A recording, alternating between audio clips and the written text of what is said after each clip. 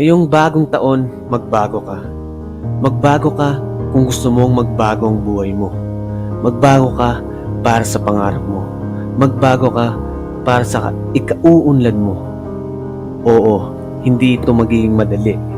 Maraming tao at mga pangyayari sa buhay mo ang magpapabagsak at magpapataob sa iyo. Pero wag na wag kang susuko.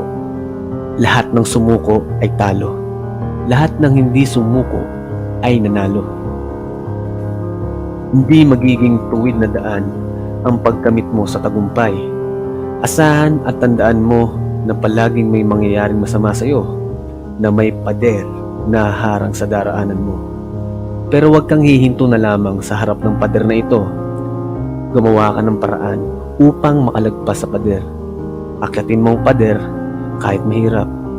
Hukayin mo ang ilalim ng pader kung kinakailangan.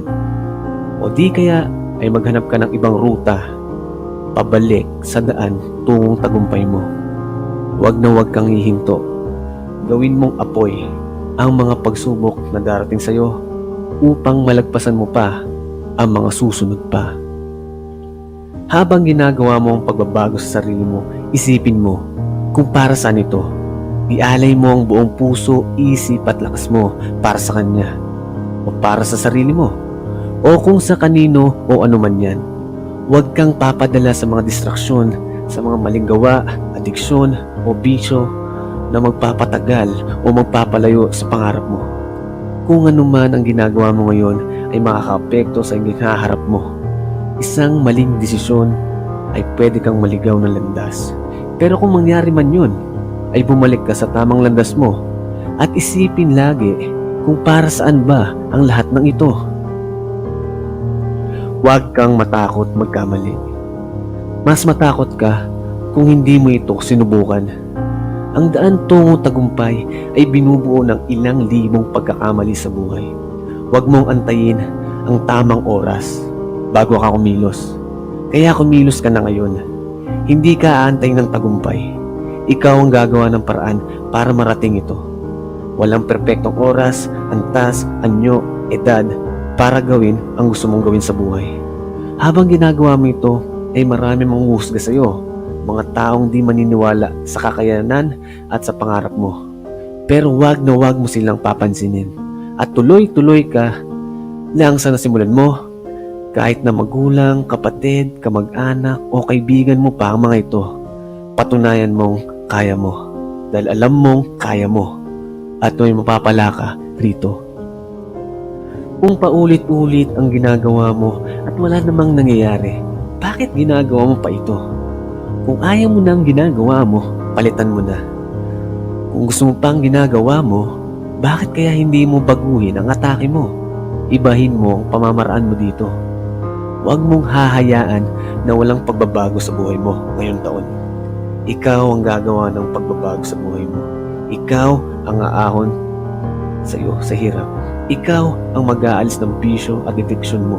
Ikaw ang mag-aayos ng nasira mong relasyon sa kapwa mo, sa Diyos at sa kung ano pa. Kung wala kang gustong baguhin sa buhay mo dahil tingin mo ay ayos ka na ngayon, taasan mo pa ang pamantayan mo o ang tingin mong sapat na sa iyo. Hindi sapat ang pagiging masaya lang.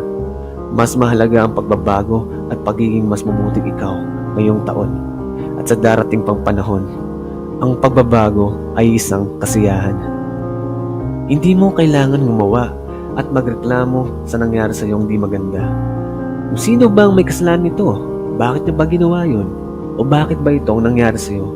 Gumawa ka ng paraan sa problemang ito at ikaw ang maging responsable dito. Maging responsable ka sa buhay mo. Tanggapin mo ang kalagayan mo ngayon at maging responsable ka sa mga bagay na gagawin mo at daranasin mo sa landas na tatahakin mo. Dahil may dalawa kang pagpipilian sa buhay. Ang una ay tanggapin mo na lamang ang kondisyon mo ngayon o ang ikalawa na maging responsable ka sa buhay mo at baguhin mo ito. Kung ikaw ang dahilan kung bakit ka nasa sitwasyon na ito, ikaw ang mag-alis sa sarili mo rito. Huwag kang hihinto.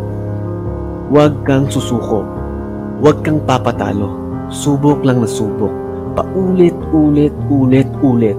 Huwag mong pansinin ang lahat hanggang hindi ka sumisigaw ng panalo.